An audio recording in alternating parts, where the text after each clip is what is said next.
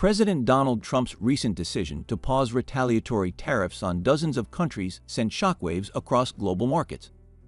Stocks initially soared, but China was notably excluded.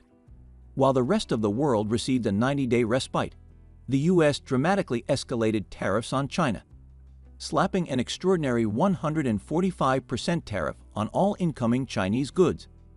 In retaliation, Beijing hit back, limiting the export of American movies and raising its own tariffs to 84%. A full-blown economic standoff is now unfolding between the world's two largest economies. According to senior White House officials, Trump is refusing to make the first move. He has told his team that Chinese President Xi Jinping must initiate contact. For months, Washington has been waiting for Beijing to request a leader-to-leader phone call, a gesture Trump sees as necessary. However, sources say Beijing has repeatedly declined. The issue? Xi reportedly does not want to appear weak by making the first move. This political chess game has left both nations stuck, talking past one another while tensions escalate. Trump envisions a grand bargain, one that boosts U.S. exports, addresses the fentanyl crisis, and restructures TikTok. He told reporters that China wants to make a deal, they just don't know how to go about it. Meanwhile, lower-level communications remain active, but high-level talks have stalled. Efforts to build unofficial backchannels, including a possible role for Tesla CEO Elon Musk, haven't produced results. The Trump administration has rejected overtures from Chinese Foreign Minister Wang Yi, arguing that he isn't close enough to Xi to be a trusted negotiator. The gap in communication has only widened. Beijing was furious after the U.S. ignored a fentanyl proposal and has accused Washington of misrepresenting key diplomatic exchanges.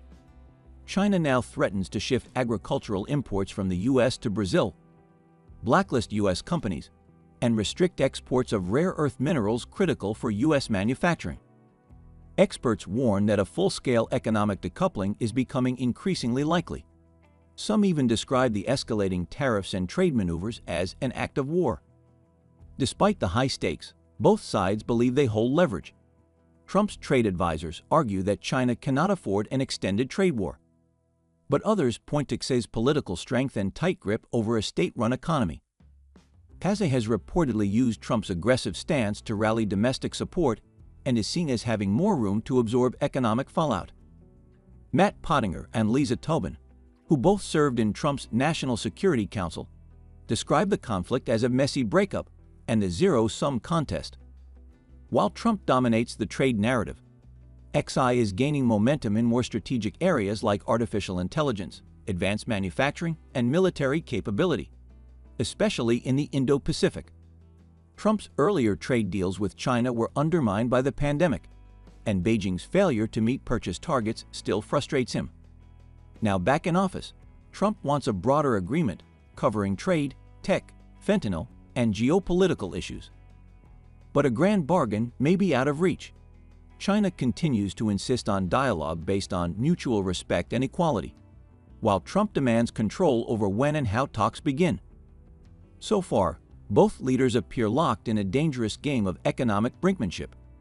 If neither side blinks, the world may be heading toward a deeper, more dangerous decoupling of the U.S. and Chinese economies, with global consequences.